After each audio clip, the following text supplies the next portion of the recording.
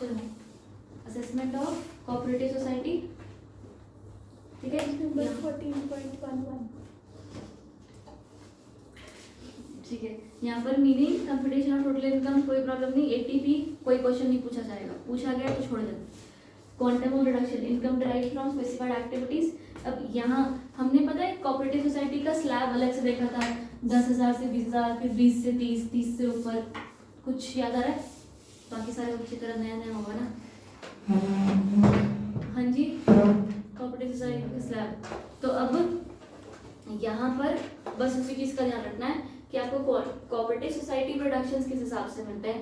Entirely cooperative society का अलग question आना कम उम्मीद है। पर अब पहले देख लो, income derived from specified activities, 100% of such income from such activity. Understand, अगर कोऑपरेटिव सोसाइटी कोई भी स्पेसिफाइड एक्टिविटी कर रही है, जितना भी प्रॉफिट कमाएगी सब रिडक्शन, 100% रिडक्शन, बात खत्म। एक्टिविटीज अदर देन स्पेसिफाइड तो डिपेंड करेगा कि SSC is a consumer cooperative society.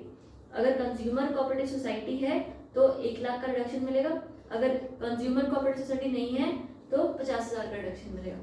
ठीक है, यहाँ तक। Following incomes of any cooperative society is also exempt.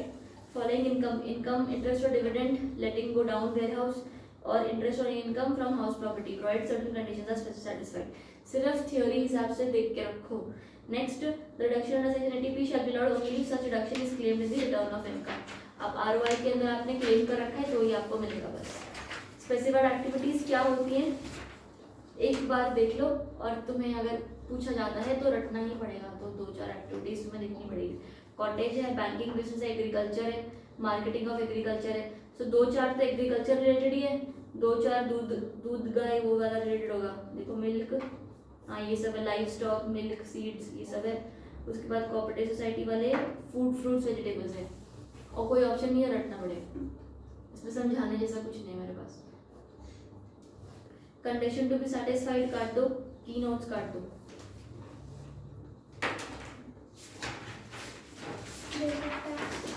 Rate of tax यहाँ पर दे रखा है, तुम्हें पता है, राइट। और एट्थ वाला income from business, interest company deposits, इसमें से जरूरत है रहेगी। 8th भी जाएगा, आ गया तो assessment of AOI, AOP, BOI, association of person body of individual. अब यहाँ पर if any salary, bonus, commission or remuneration is paid by OPPI to its member, it will not be deductible। एक चीज वो लिख लो प्लीज, वो पता है ना आपको, शेयरिंग प्रॉफिट्स और ये वो लिखवाया था पहले फर्म में भी कि अगर आप प्रॉफिट शेयर करते तो डिडक्शन नहीं मिलता, पर पार्टनर के हाथ में एग्जेम्प्ट होता है शेयरिंग प्रॉफिट्स। याद करो प्लीज। अभी यही सेम चीज एओपी बीओआई में भी होती है ना, तो ये नोट्स बना के लिख लो। असेसमेंट ऑफ एओपी बीओआई, ये डब्बा में अभी आप लिख लो पर्टिकुलर्स और अपना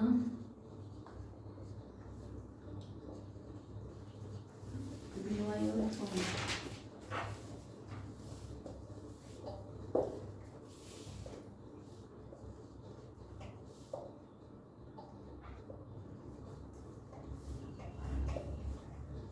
अगर रेम्यूनरेशन की बात करें और फॉर्म है तो अलाउ होती है वो बुक प्रॉफिट वाला 90%, 60%, 3 लाख तक 90, ये वो वहां पर आ जाएगा। ठीक है, वो तुमको पता है। एओपी बीओआई के अंदर डिसअलाउड होती है।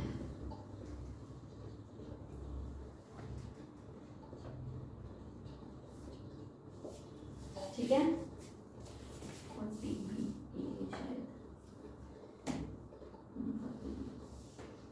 इंटरेस्ट ऑन कैपिटल ये मैं छोड़ रही हूँ, और फॉर्म वाला लिख के लाना। इंटरेस्ट ऑन कैपिटल और लोन याद करो, इंटरेस्ट ऑन कैपिटल और लोन फर्म को मिलता है, प्लीज प्लीज याद करो, 12% वाला। Interest on capital up to 12% allowed है। 12 के ऊपर मैंने कितना करवाया था, 15 दिया है और 3 डीड में लिखा है और इतना अलाउड है ना। इंटरेस्ट ऑन कैपिटल तो फर्म वाला वो यहाँ पर आ जाएगा, यहाँ पर डिसअलाउड है अगेन।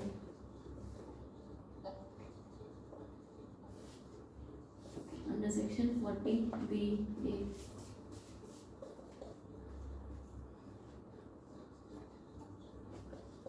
शेयरिंग प्रॉफिट्स, तुम दोनों लिख क्यों नहीं रहे?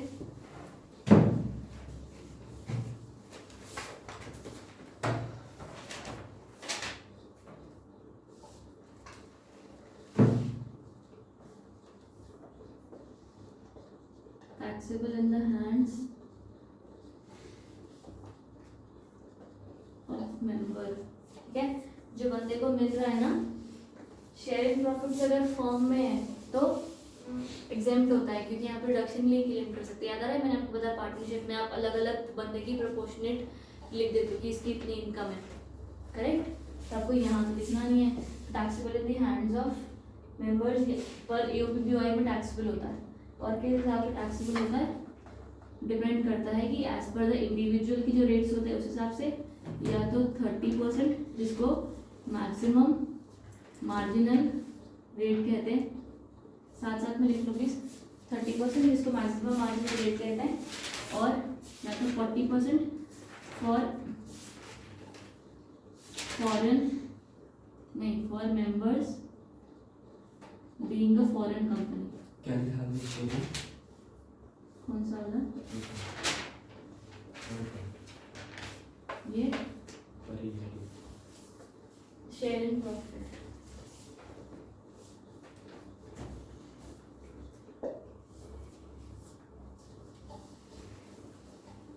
ठीक है, सबसे पहला क्या है, इंडिविजुअल रेम्यूनरेशन। नहीं क्या लिखा था मैंने इंडिविजुअल वाले में? एज पर इंडिविजुअल, वो इंडिविजुअल की जो रेट्स होते हैं ना स्लैब वाले, वही लगते हैं, ठीक है? Taxable in the hands of member, अगर एओपीबीवाई ने अपना प्रॉफिट अपने मेंबर्स के साथ बांटा है तो फिर जो मेंबर्स होंगे वो या तो जैसे इंडिविजुअल रेट्स पे करते हैं वैसे ही पे करेंगे, या तो 30% मार्जिनल रेट के हिसाब से पे करेंगे, या तो 40% रेट पे करेंगे। कब 30 कब 40 कब इंडिविजुअल, वो यहाँ पर अभी हम मार्क कर लेंगे। बस इतना ही लिखना है। हाँ जी,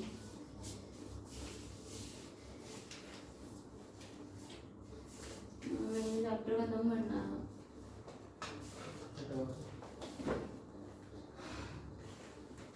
कैसे होगा?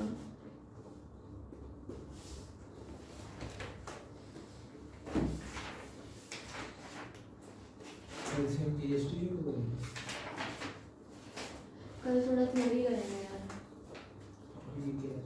मतलब थ्योरी मतलब चैप्टर थ्योरी वाला हो भी सकता है वैसे, इतना मुश्किल नहीं है। एक बीच में प्रैक्टिकल समझ आएगा फिर सारा टाइम मिल जाएगा। चलो यहाँ तक समझ में आ गया? किसी को कोई प्रॉब्लम? श्योर हो ना? अब असेसमेंट ऑफ एओपीबीवाई एक बार रीड कर ले। देखो, if any salary bonus commission और remuneration is paid by AOP BOI to its members it will not be deductible, not be deductible, ठीक है? यहाँ पर हम लोग मेंबर के हाथ में बात कर रहे थे ना, असेसमेंट ऑफ सॉरी एओपीबीवाई के हाथ में बात करते हैं कि अगर उन्होंने रेम्यूनरेशन बांटा है, बोनस बांटा है, कमीशन बांटा है तो डिसअलाउड होता है, आपको नॉट डिडक्टेबल है। Similarly any interest paid by AOP BOI to its members on loan capital borrowing not deductible, disallowed है, ठीक है? Total income of the AOP BOI is taxable at the rate of individual, या तो marginal 30 या तो 40, सब में प्लस सेस हो जाएगा, सॉरी डिसअलाउड कंपनी की नॉट डिडक्टेबल। कोई प्रोडक्शन हाँ हाँ हाँ,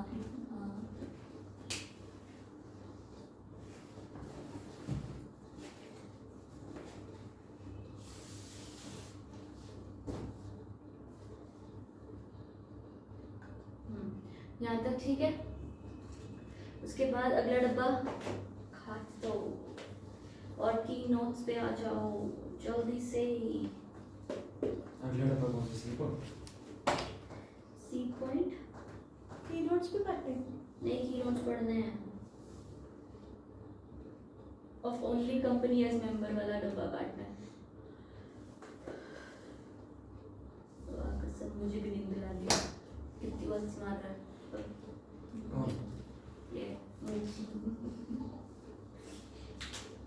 Rent paid by AOPBY to its members for use of members' premises for its business allowed होता है. अब अगर AOP ने अपने मेंबर को रेंट पे किया है, डिडक्शन अलाउड है. Point number 1. दूसरा, कमीशन वाला काट दो पॉइंट, सिटी कंपनसेटरी काट दो पॉइंट. डी पर आ जाओ. Interest by AOPBY to member और वाइस वर्सा, इसका हमने देखना है ना, तो देख लेते हैं. Next, when interest is paid by AOPBY to any of its members who has paid interest to the ये तो डिसअलाउड नहीं था interest paid on capital account.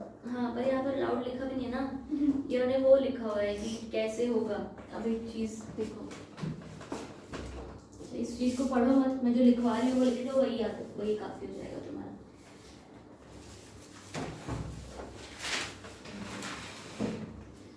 ठीक है, यहाँ पर बना दो इंटरेस्ट ऑन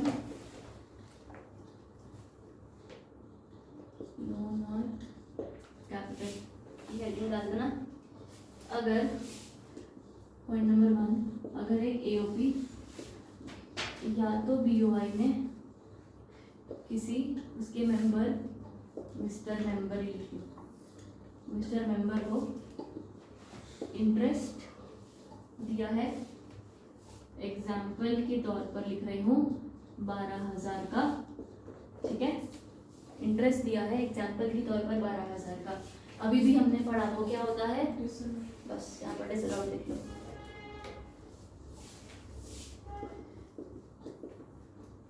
और डिसअलाउड मतलब ये भी लिख लो, can not be claimed as an expenditure, so that कल को डाउट ना आए, है ना.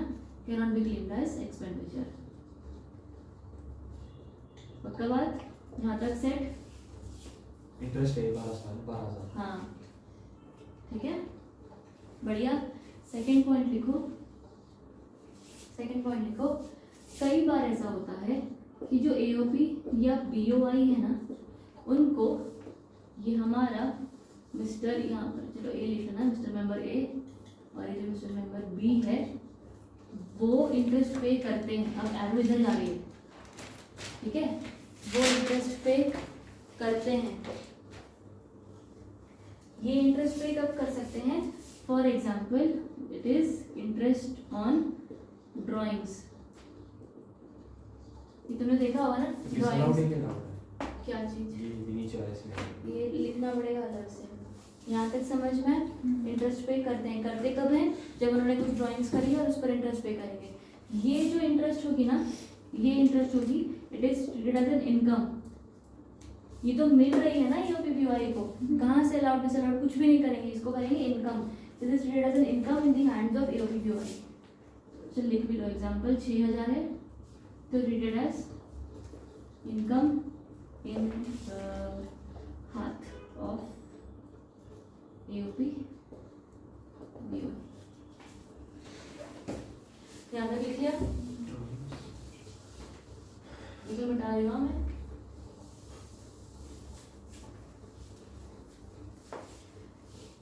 यहाँ तक. अब थर्ड पॉइंट लिखो.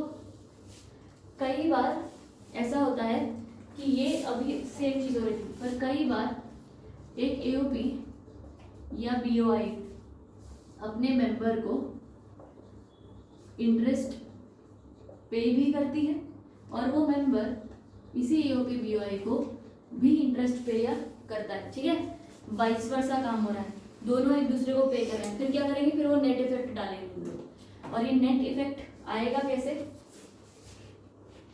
एग्जाम्पल लिख लो, इंटरेस्ट ऑन कैपिटल, और लिख लो कैसे लिखें इसको, चीज को ऐसे लिख लेते, और इंटरेस्ट ऑन ड्राइंग. ठीक है, ये दोनों लिख लो नीचे.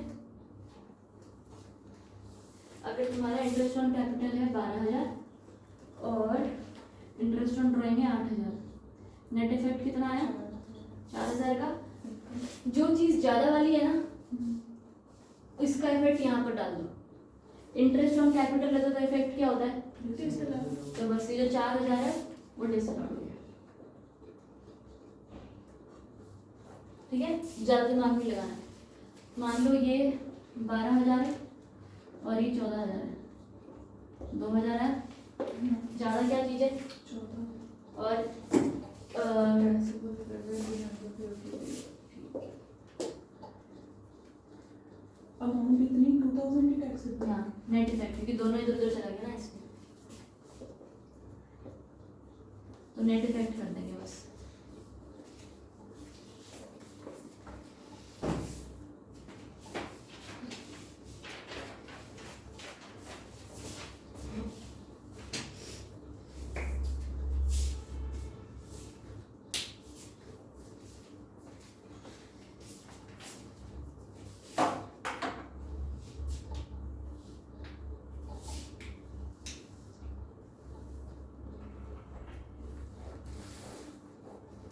जो ये illustration बनाई है and इसमें 3000 टैक्सेबल है। हाँ राइटिंग वाले में 3000।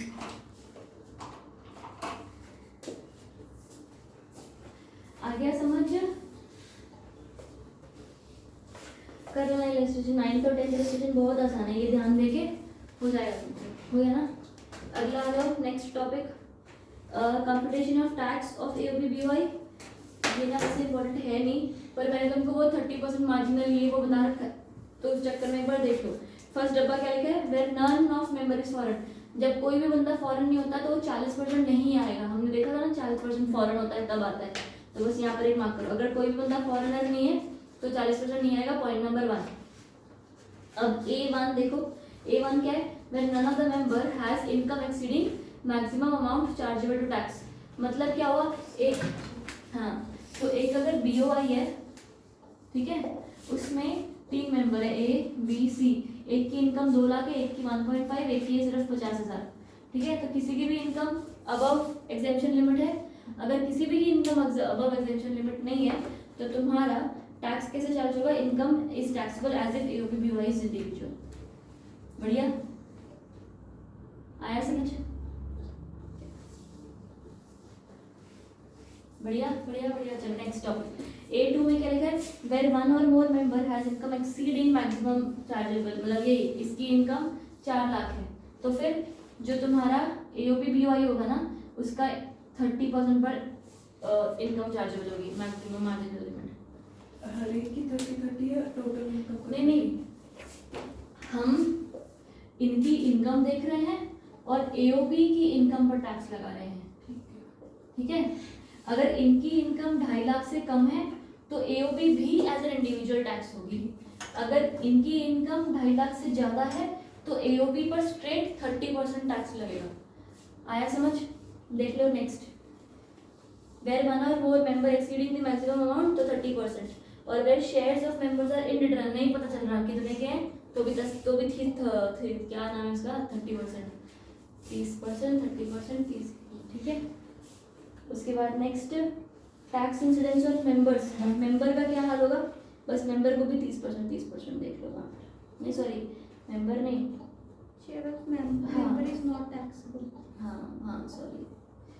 देखो अगर तुम्हारा AOP-BOI as an individual tax हो रहा है तो मेंबर भी टैक्स हो जाएगा, कुछ नहीं कर सकते उसका, मेंबर भी टैक्स हो जाएगा, पर उसको उसका रिबेट मिल जाएगा। कैसे मिलता है? बढ़ गया, ठीक है। नॉट टैक्सेबल लिखा है। अरे लिखा है बच्चे ऊपर ऊपर, जो तुम्हारा A1 वाला डब्बा है ना उसमें,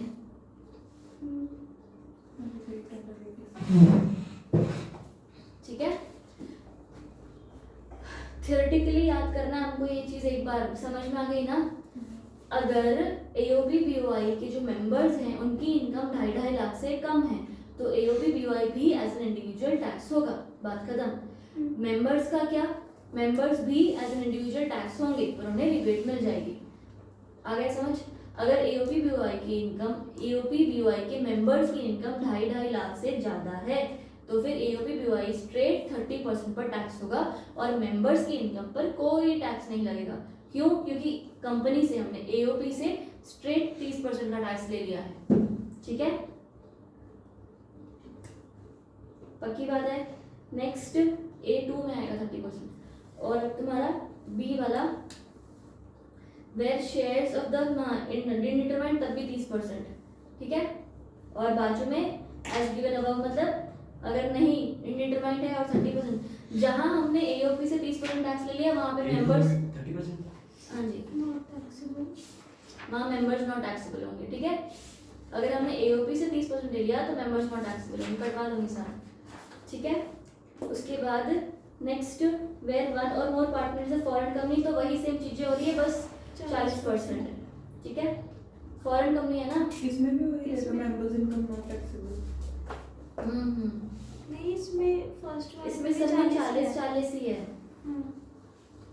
इसमें वो इंडिविजुअल के हिसाब से कुछ करेंगे ही नहीं हम लोग। अगर बाजू में फॉरेन है तुम्हारा मेंबर एओपी तो फिर 40 40 40 40 और बंदे बंदे नॉट टैक्सेबल।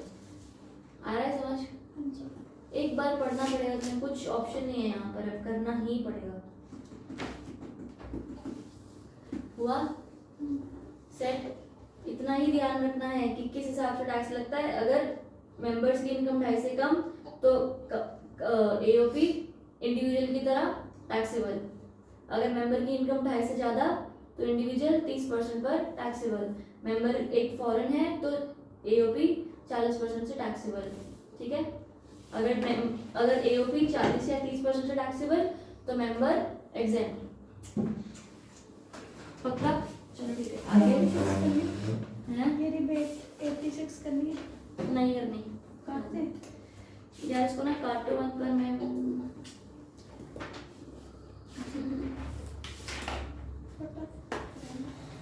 फटाफट तो तुम्हें आया तो समझ में आना चाहिए।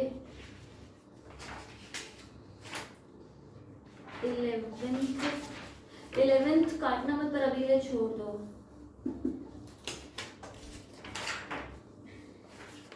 अच्छा यहाँ पर देखो 12th का आंसर लिख लो, मैं बता रही हूँ।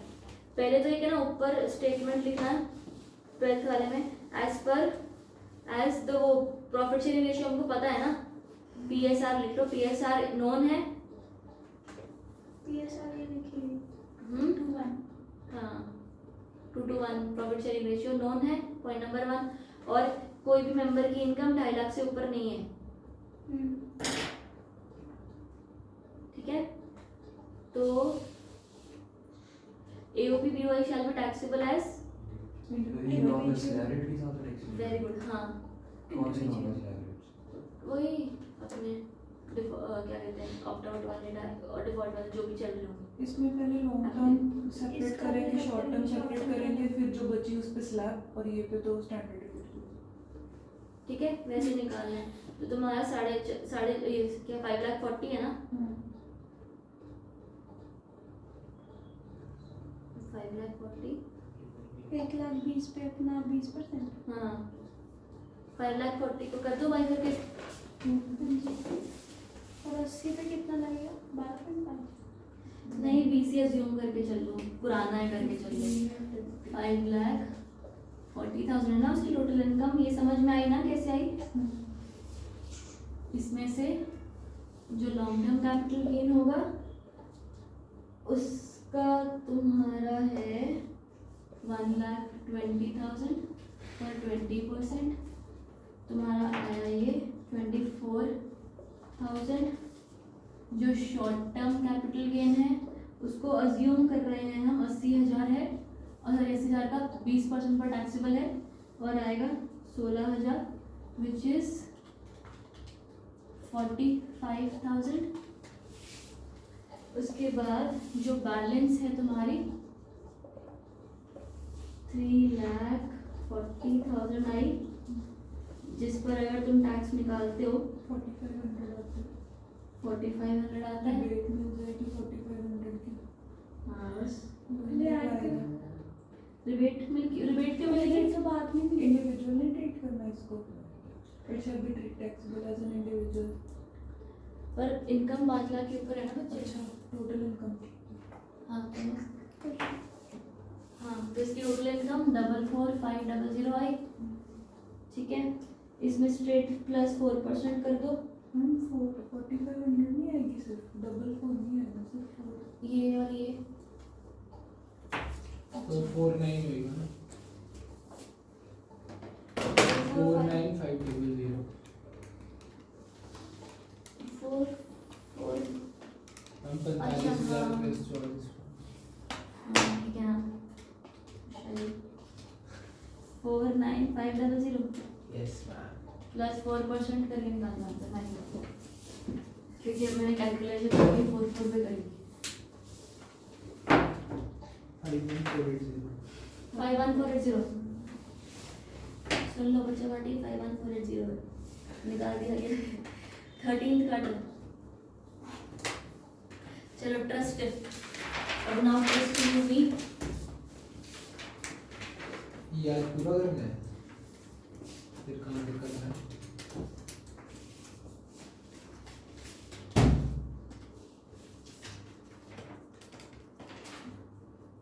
इससे पहले तो बीच बीच में है, उसके बाद 40 है ना 23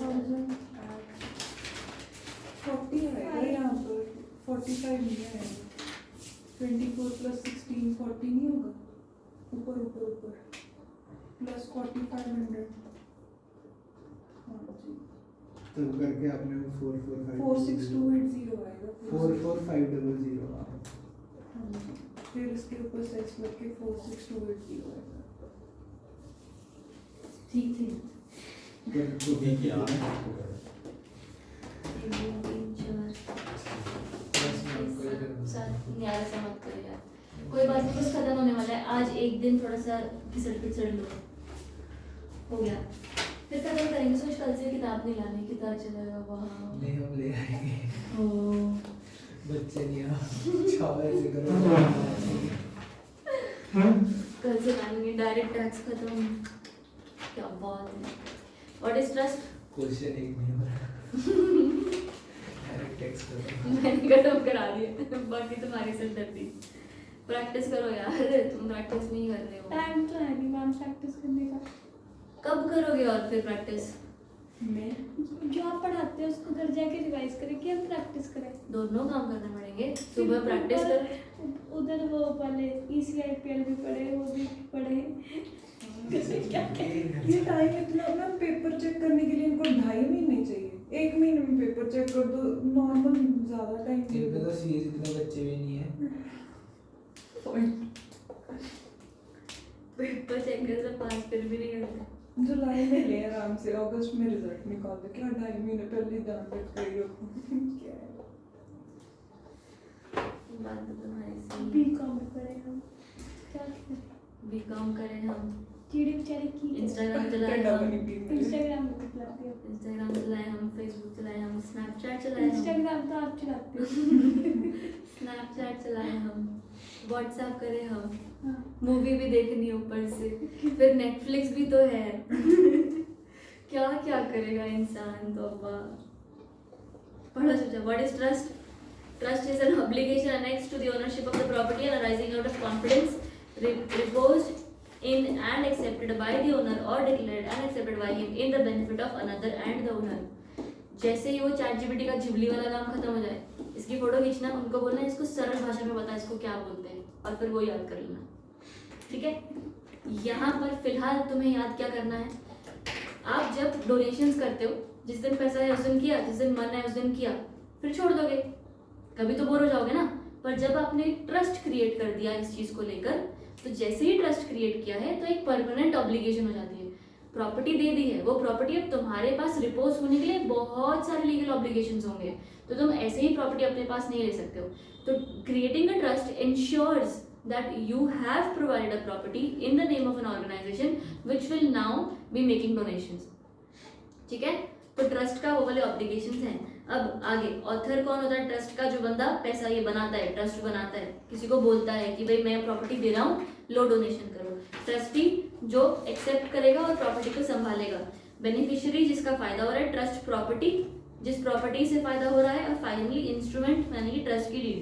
बढ़िया। It is defined to include trust क्या क्या काम करता है, relief poor, education, medical relief, yoga, development और ये सब। तो ये सारी चीजें सिर्फ होने से ट्रस्ट नहीं हो जाती, पर ये चीजें अगर एक ट्रस्ट चला रहा होगा तो ट्रस्ट की एक्टिविटीज हो जाएंगी, चैरिटेबल पर्पस हो जाएगा ट्रस्ट का। ठीक है, चैरिटेबल पर्पस देख रहे हैं हम लोग। उसके अलावा कोई जनरल काम हो रहा है जो सबके भले के लिए हो। अगर एक चैरिटेबल पर्पस हो रहा है ना तो जनरल भले के लिए होना चाहिए, एक 4 बंदे के भले के लिए हो, चैरिटेबल पर्पस नहीं हुआ, राइट। एक पर्टिकुलर सेक्शन डिफाइन किया गया है, या तो इस स्कूल का भला, इस लोकेलिटी में लोगों का भला, वो भी चैरिटेबल पर्पस नहीं हुआ, जनरल पब्लिक तो ही चैरिटेबल। बढ़िया थियोरेटिकल आएगा ये चीज। उसके बाद तुम्हारा the advancement of any other object of general utility is not a business. इसका मतलब क्या हुआ, मान लो एक ट्रस्ट ने लोगों के भलाई के लिए एक पार्क बनाया, अब वो पार्क अगर फ्री है तो लोग तो वहां पर पता नहीं क्या क्या करेंगे, कहीं आगे जाके वो गाय भैंस बकरी भी घूम रही होगी अंदर, गंदा हो जाएगा, वॉशरूम्स गंदे हैं, सब कुछ गंदा है। इसलिए कई बार लोग minimum amounts of entry fees या टिकट्स लगवाते हैं, ठीक है।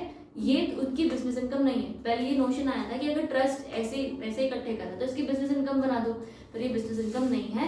और ये इनकम सिर्फ और सिर्फ जो भी तुम पैसा टिकट से कलेक्ट कर रहे हो वो तुम्हारी टोटल इनकम से, यानी कि जो भी डोनेशन या जो भी तुम्हें आ रहा है वो टोटल इनकम का सिर्फ और सिर्फ अगर 20% होना चाहिए, ऐसा वाला इनकम, ठीक है। बढ़िया, पक्की बात है, बस इतना मार्क कर लो। ये मनी रिसीव्ड 6 में लिख लो, मनी जो भी अर्न है आपकी, it shall not exceed 20% of total receipts. कहाँ पे? जो 6th वाला पॉइंट है ना उसमें लास्ट में, मनी रिसिप्ट। जो भी तुम्हारी money earned shall not exceed 20% of total receipt. लिख दिया। अगले पेज पर लिख दिया, हो गया। Money earned shall not exceed total 20% of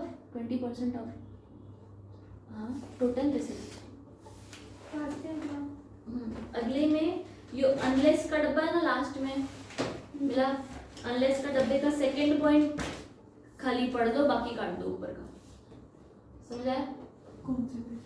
यही अगला मतलब 14.18 पर लास्ट डब्बा 2 वाला। जो आपने दिखाया वही है? हाँ वही है, बस 20% गोला मार लो, काम खत्म। ये भी काटते हैं? जो नीचे है वो तो जो हमने पढ़ाया वही सब है, एट अ ग्लांस लिखा है ना बस। रिलीजियस पर्पस, जब किसी धर्म को प्रोफेस करने के लिए, बढ़ाने के लिए, आगे बताने के लिए आप एक चैरिटेबल पर्पस बनाते हो टू प्रोफेस रिलीजन। अब यहाँ पर purpose is not defined under the act, expression should be taken to include the advancement, support और प्रोपोगेशन ऑफ रिलीजन। वही it may be noted that, ये लास्ट डब्बा बहुत इंपॉर्टेंट है, मार्क करके रखो। रिलीजियस पर्पस के डब्बे का लास्ट लाइन, चैरिटेबल ट्रस्ट में always be public while religious trust may be private or public, ठीक है। अगले पर आओ, अब 1 2 3 4 कट 5-6 पॉइंट पर, पॉइंट पेज नंबर 4.919, 5वां point, 85% of income shall be applicable for charitable और रिलीजियस पर्पस। इसका क्या मतलब हुआ, अगर एक ट्रस्ट है उसको 100 करोड़ की डोनेशन आती है तो स्ट्रेट अवे 15% तो हटा ही दो उसमें से, ठीक है। अगर उसको 100 करोड़ की डोनेशन आ रही है और ठीक है बढ़िया, उसमें से 15% हटा देना है, तुमको 15% हटा ही देना है, क्योंकि इसको बोल रखा है कि ना आपको ना सब स्पेंड करना होता है, सारा स्पेंड करना होता है, इसलिए फिर भी हम लोग 15% पहले निकालते हैं। और मान लो इसका 15 करोड़ हुआ, जो 85 करोड़ होगा ना ये आपको मैंडेटरीली स्पेंड करना होगा, ठीक है। 85 करोड़ तक मैंडेटरीली स्पेंड करोगे, 15% हटा के जो बचा है ये आपको जबरदस्ती स्पेंड करना है। अगर आपने 85 में से मान लो 60 एक्चुअली स्पेंड किया, ठीक है, और बचा कितना 25,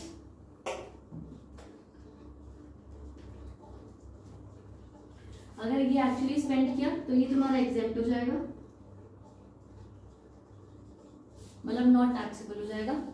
ट्रस्ट की इनकम टैक्सेबल नहीं होती है, प्रोवाइजोज हैं अलग अलग। अगर तुमने अपनी टोटल इनकम का 85% तुम्हें खर्चना है, 15% कोई बात नहीं, क्यों कोई बात नहीं, क्योंकि फाइनेंशियल ईयर की डोनेशंस देखते हैं ना, अगर उसको मार्च के लास्ट दिन में कोई पैसा आ रहा है तो कहाँ खर्चा कर लेगा एक दिन में, तो आपको 15% का मार्जिन दिया जाता है कि जो भी तुम्हें पैसा आ रहा है उसमें से 15% छोड़ दो, बाकी का तुम्हें खर्चना है। अगर तुम नहीं खर्चते तो टैक्सेबल कर देंगे, इसीलिए मंदिर इतने बड़े बड़े होते हैं, उनको जबरदस्ती खर्चना पड़ता है, ठीक है।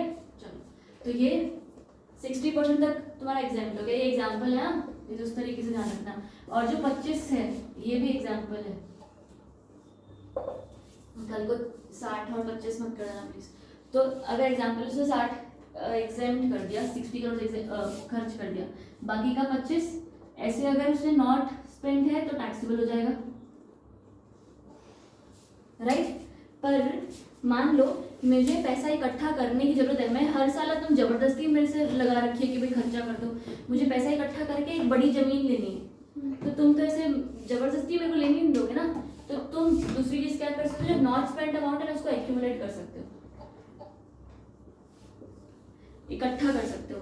अगर वो एक्यूमुलेट हो रही है तो उसको इन्वेस्ट कर दो अंडर सेक्शन 115, ठीक है, तब भी वो फिर नॉट टैक्सेबल हो जाएगी।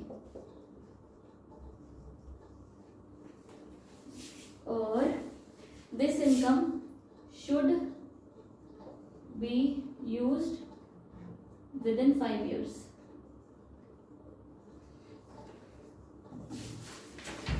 लिख लिया? ये जो 115 है ये कोई है ना जो मतलब गवर्नमेंट का वो होता है कि यहाँ पर पैसा डाल दो, जहाँ पर पैसे वो कंपनीज भी डालती हैं जिनको मैंडेटरी होता है कंट्रीब्यूट करना सोशल में।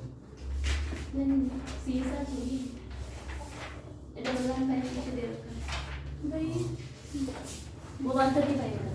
यहाँ तक लिख लिया? हाँ, हमने यहाँ तक कर दिया। Speed, product speed. अब चलो एक बार 5th वाला पॉइंट देख लिया तुमने, खर्चा कर दिया तो स्पेंड। रुक जा, 6th वाला पॉइंट काट दो। 6th वाला पॉइंट काट दो। नहीं यार, अच्छा खाली विद इन इंडिया मार्क कर लो, चैरिटेबल विद इन इंडिया, ऐसा बाहर मत करना खर्चा, इतना तो कर सकते हो ना, बाकी काट दो भले। बस 8th पॉइंट पर आ जाओ। हाँ 7वां भी काटना। 8th point, voluntary contributions shall be deemed to be income derived from property held under the trust unless they are made with the specific directions with that they shall form part of the corpus of the trust। कुछ समझ नहीं आएगा, एक second के लिए बस लिख लो जो मैं बता रही हूँ।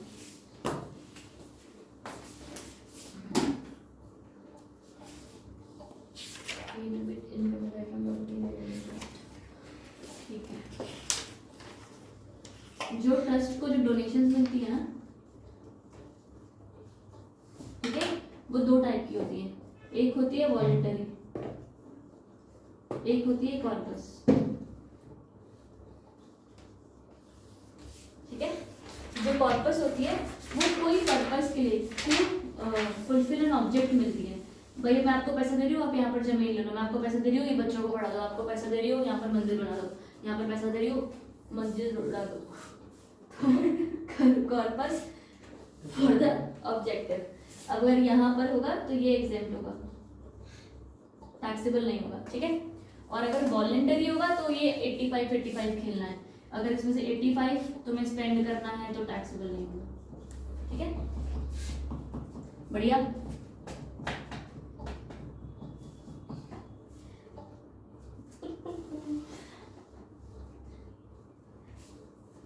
एक अगला पॉइंट लिखो यहाँ पर, वॉलंटरी के बाद क्या लिखा?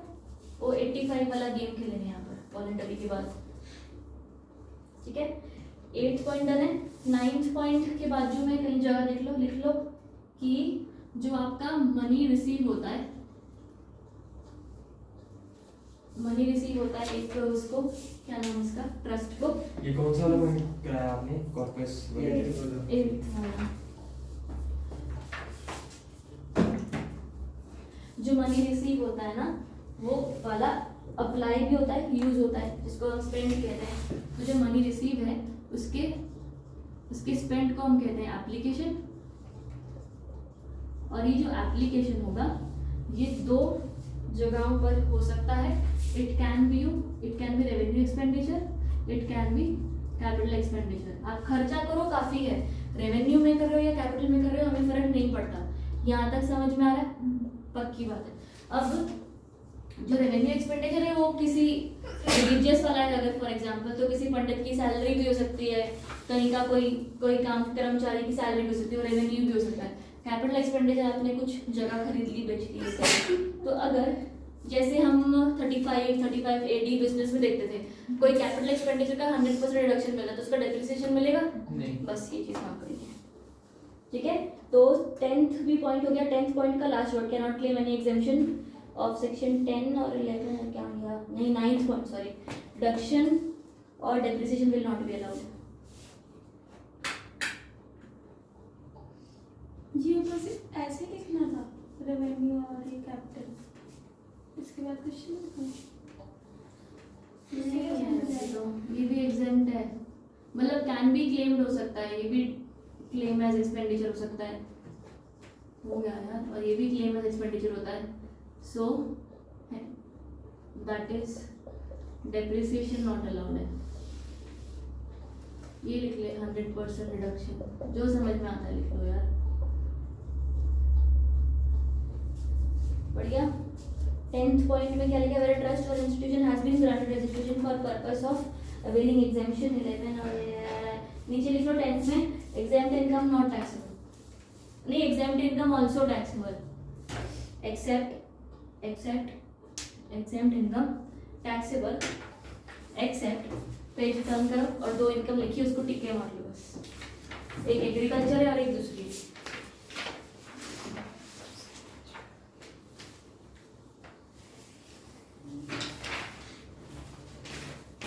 मिल गया, हो गया। बस अब आ जाओ एप्लीकेशन ऑफ इनकम पर सीधा। अच्छा सेम पेज में आपका एक पेज आगे जाओ, हैं? आपका एक पेज आगे जाओ। पेज मेरा सेम चलता है, मेरा प्रिंट अलग। हाँ वही तो आप इसमें डाल कर लेंगे। एप्लीकेशन ऑफ इनकम ये मान कर लो।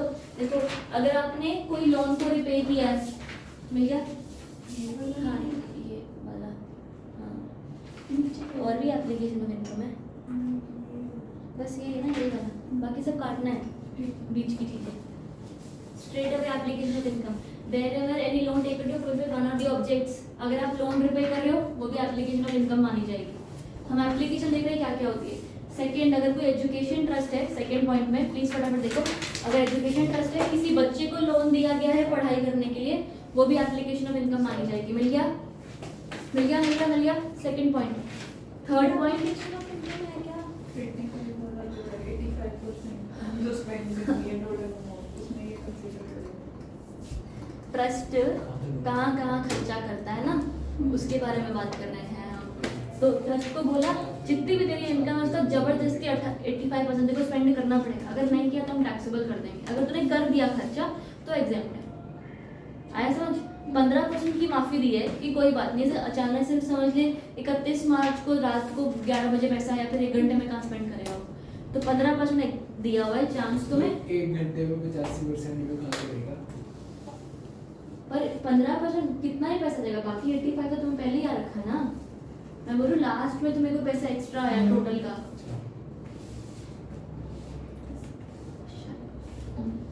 चलो ठीक है। Third, application of the amount can be for revenue और कैपिटल पर्पस, कोई फर्क नहीं पड़ेगा। Fourth, tax paid out of current years income shall be taken as application. देखो इसका टैक्स पेड भी एप्लीकेशन ऑफ इनकम माना जाता है। ट्रस्ट ने आगे किसी को डोनेशन दिया है, वो भी एप्लीकेशन ऑफ इनकम माना जाता है। फिफ्थ पॉइंट मिल गया। फिफ्थ पॉइंट के नीचे जो एंडमेंट क्या बोलते हैं इसको, अमेंडमेंट, हाँ वो भी काट दो, नोट भी काट दो। 11.5 वो दे रखा है। 11.5 क्या था? एज में वो अरे इन्वेस्ट उसमें कर इन्वेस्ट पाता कर सकते हैं। हाँ वो जो आप एक्यूमुलेट कर रहे थे ना, वैसे कहाँ रखना है वो यहाँ रखोगे, इसको एक रीड करके छोड़ देना। ट्रांसफर ऑफ कैपिटल एसेट छोड़ देना, रीड करके याद मत करना। Transfer of capital asset, exemption of capital gain arising on transfer of capital asset. अगर तुमको ये भी आता था यार, देखो कोई FVOC 20 लाख माइनस एक्सपेंस, तो तुम्हारा वो आता है नेट सेल कंसिडरेशन, उसमें से तुम COA माइनस करते हो, कैपिटल गेन आता है स्ट्रेट अवे, हमको पता है। हमने एक 54F वाला एग्जाम्पशन पढ़ा जिसमें हम बोलते हैं जितना आपका नेट सेल कंसिडरेशन होगा ना, उस प्रोपोर्शनेट में आपका कैपिटल गेन एग्जाम्प्ट होगा। याद आया? कुछ कि अगर कम अमाउंट भी तो क्रॉस मल्टीप्लाई से निकाल सकते हैं। हाँ, तो अगर मान लेते ना एनएससी डाल रही हूँ सीधा, नेट सेल कंसिडरेशन है 19 लाख, सीओए है 12 लाख, तेरा गेन आया 7 लाख, ठीक है। अब यहाँ पर तुम्हारा केस 1, अगर तुम इन्वेस्टमेंट करते हो, पॉइंट क्या है, transfer of capital asset, exemption of capital gain on transfer. कोई भी ट्रस्ट कोई भी एसेट अगर ट्रांसफर करती है तो उसको एक अपॉर्चुनिटी मिलती है, जो उसका गेन होगा ना वो एग्जेम्प्ट होगा अगर उसने अपने नेट सेल कंसिडरेशन जितना अमाउंट कहीं पर इन्वेस्ट कर दिया हो। तो उसने इन्वेस्ट कर दिया, मान ले पहले केस में 19 लाख से, तो फिर वो पूरा 7 लाख एग्जेम्प्ट हो जाएगा, है ना। एग्जेम्प्ट तो कैपिटल गेन का अमाउंट होगा ना। अगर उसने इन्वेस्ट किया है मान लो कितना 17 लाख, तो फिर कितना एग्जेम्प्ट होगा बताओ जल्दी जल्दी। अगर उसमें 17 लाख, हाँ तो 19 का 7 तो 17 का कितना, तो 17 इंटू 7/19, ये वाला जो अमाउंट आएगी वो तुम्हारी गेन से माइनस होगी, ठीक है। कितने 6.26। तो ये वाली अमाउंट यहाँ पर ये गेन से माइनस होगी, ठीक है। नहीं आया तो कोई बात नहीं। फोर पिक्चर कोई बात हाँ नहीं आया तो कोई बात नहीं। फोर पिक्चर जाने लो। यस यस वो यस, पीछे ही बोला था आपने। हाँ आपने कहा था पर पीछे तक करेंगे। फोर पिक्चर तक काटना था, मतलब वहां तक ही पढ़ना है, उसके बाद तो काटना है। हाँ अब दो बस ही फिर आगे क्या करना है? अरे बस 14.31 पे आ जाओ स्ट्रेट अभी। ये सारा काटते हैं। हाँ पेज फाड़ दो भाई, चलो। ए हाँ, फिर नहीं बोलेगा। भले ऐसा फाड़ दो नहीं, मतलब नहीं पढ़ना है, नहीं इतना डेप्थ में नहीं है, नहीं है। कल ये बुक भी लेके ये जो ट्रस्ट वाला है ना, ये फाइनल में सीए के फाइनल में आता है, तो मैं अभी दे रखा है। कुछ नहीं, ये कुछ बोला था। रेफरेंस है बट नॉलेज नहीं ये है, कल पढ़ते हैं, तो और मैंने बहुत बोला ज़्यादा था डेप्थ बुक लेके अकाउंटिंग आए। प्रोविजंस है। तेरे साथ वाले बोला सिखा ले उसको कुछ। क्या चीज़? कंटिन्यू। पोलिटिकल पार्टी लिखा पॉलिटिकल पार्टी का क्या, सारी इनकम इनकी तो एग्जाम्पल होती है। अब इन्होंने सारा पैसा is an association of body of individual citizen of India registered representation of people act, ठीक है। कंडीशंस टू क्लेम एग्जेम्पशन बहुत आसान है। ट्रस्ट में एग्जेम्पशन क्लेम करने की कंडीशन क्या था, भारी सारा पैसा पहले इन्वेस्ट करो, फिर बचा तो इन्वेस्ट करो, तो अक्यूमुलेट कर दो, यहाँ डालो वहाँ डालो, कितना सारा। यहाँ पर अब कुछ 4 पॉइंट्स हैं, 5 पॉइंट्स हैं जिनका ध्यान रखना है। पहला, पॉलिटिकल पार्टी को बुक्स ऑफ अकाउंट्स मेंटेन करने, जैसे खाली एओ चेक कर पाए, वो कोई प्रोविजन भी नहीं है कि इस तरीके से उस तरीके से। कंडीशन है, अगर आपको एग्जेम्पशन क्लेम करना है तो बस बुक्स ऑफ अकाउंट्स मेंटेन करो। कोई भी पॉलिटिकल पार्टी को कंट्रीब्यूशन आता है 20,000 के ऊपर, तो उसका डिटेल मेंटेन करो, बढ़िया। अकाउंट्स ऑडिट होंगे। 2,000 वाला डोनेशन कोई भी आया तो कैश में नहीं आना चाहिए, 20,000 ये अकाउंट डिटेल मेंटेन करने के लिए। इंडिविजुअल से या साथ की है? नहीं नहीं, कोई भी डोनेशन, ईच डोनेशन, इंडिविजुअल। हाँ हाँ, मैं वो इंसान वाला इंडिविजुअल पहुंच गई थी। वही है। हाँ मतलब जो भी करता है बेशक। No donation above 2,000 should be received in cash or last in order to promote digital transaction, ठीक है छोड़ो, ई पॉइंट जाना। अब इन्होंने क्या बोला,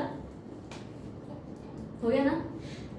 condition to claim exemption by political party, इन्होंने क्या बोला, अगर पॉलिटिकल पार्टी को ये हेड से कोई इनकम आती है एग्जेम्प्ट, हाउस प्रॉपर्टी से इनकम आई एग्जेम्प्ट, गेन से आई एग्जेम्प्ट, आईएफएस से आई एग्जेम्प्ट, वॉलंटरी कंट्रीब्यूशन से आई एग्जेम्प्ट, बचा क्या, सैलरी, बचा क्या, पीजीबीटी, ये दोनों वो करते नहीं, तो कुछ भी आया सब एग्जेम्प्ट हो गया ना। सैलरी बस, सैलरी नहीं मिलती क्या मिलती है?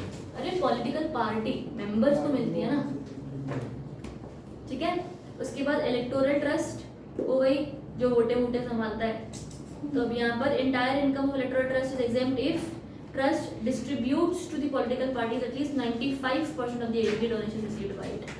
बढ़िया इससे अगला काट दे, यार ना काट देते हैं ना, काट देते हैं। काट देते तो कोई काटने का तो कुछ भी नहीं है। 2 ही तो पेज रह गए, खत्म होने वाला। देखो हमारा इतना भी हम ज्यादा नहीं गए हैं आउट ऑफ टाइम, सारे सम्स करने के बाद बावजूद बस वो कर लेते अगर आज ECIPL तो। मजा आ जाती है। कल CMSL भी लानी है। देखते हैं, मैं बताती हूँ कि क्या करना है। कल जल्दी बता देना, मैं कल भी कॉलेज जाऊँ। हाँ तो कल चल करते हैं, मेरा मेमोरी जा रही है, फटाफट इक्वलाइजेशन लेवी। इक्वलाइजेशन होगी तो की शायद नहीं नहीं चल रही। कितना खराब है यार। 1 2 3 4 पॉइंट्स काट दो, 5th पॉइंट आ जाओ। 1 2 3 4 अब ना ये जो है ना टॉपिक, ये टॉपिक क्यों बनाया गया, क्योंकि ना हमारा जो रेसिडेंशियल स्टेटस वाला चैप्टर है ना उसमें गड़बड़ है। कई बार बंदा वो 180 182 दिन यहाँ वहाँ हो जाता है, इधर उधर चला जाता है, तो रह जाता है उसका टैक्स। तो फिर अब उनको समझ नहीं आता कि भाई कैसे तो धरे हम, कैसे तो पकड़े, किस हिसाब से टैक्स लें। तो इक्वलाइजेशन लेवी का लेकर आए। In order to address challenges under ये of finance title equalisation levy provides for an equalisation levy of 6% on the amount of consideration for specified services received receivable by non resident. अगर आप किसी non resident को कोई पैसे दे रहे हैं तो वो इक्वलाइजेशन लेवी के हिसाब से इंडिया में टैक्सेबल होना चाहिए।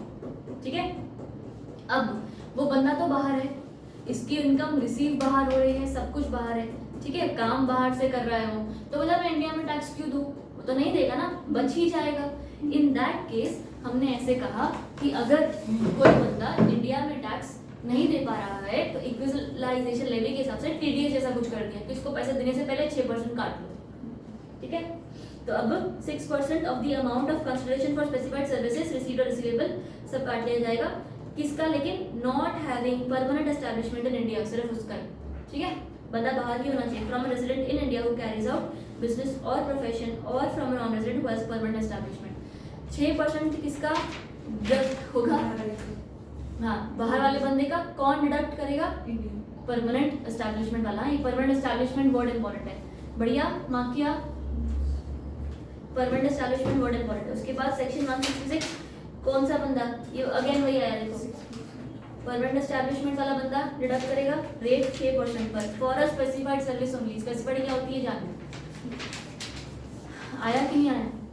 परमानेंट एस्टैब्लिश वाला बंदा ही डिडक्ट कर सकता है और कोई नहीं कर सकता है। कितना, 6%, किस चीज पर, स्पेसिफाइड सर्विसेज, बढ़िया है। नेक्स्ट थ्रेशोल्ड लिमिट, ये वैसा है जैसा आपका TDS में नहीं होता, 10,000 के ऊपर है तो सारे पर कटेगा, राइट। तो यहाँ पर वही है कि 1 लाख के ऊपर है तो सारे पर 6%, 2 लाख है तो 2 लाख का 6% पर वही 12,000 शायद, पता नहीं 12,000 कटेगा। ठीक है, 1 लाख के ऊपर तो पूरे पर कटेगा। टाइम पीरियड आपको जैसे TDS पे करना था ना, अगले महीने की ये तारीख, तो बस मैंने बोला 7 month, 7th of the following month. नहीं किया तो सारा एक्सपेंडिचर डिसअलाउड हो जाएगा आपका। फर्निशिंग ऑफ स्टेटमेंट, आपने जितना भी 1 साल के अंदर, स्पीड में जा रही है ज़्यादा, हो गया। नेक्स्ट 167 वाला, जितना भी आपने साल के अंदर डिडक्ट किया और रखा है ना, उसका आप डिटेल सबमिट करोगे अगले साल की 30 जून तक। ठीक है, 24-25 का जून 25 में आप सबमिट कर दोगे। रिवाइज स्टेटमेंट करनी है तो कर सकते हो 2 साल के अंदर अंदर। आ गया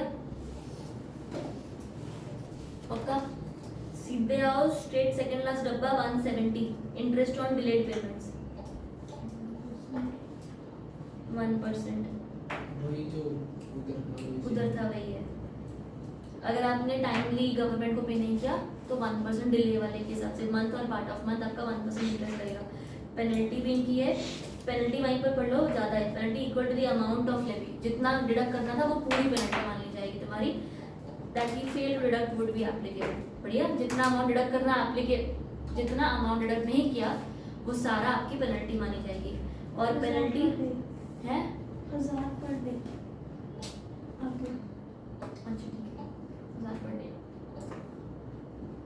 उसके बाद 172 पेनल्टी में क्या है तुम्हारा, ये जो हमें 30 जून तक स्टेटमेंट नहीं फाइल करनी थी, अगर वो नहीं करी तो 100 पर डे।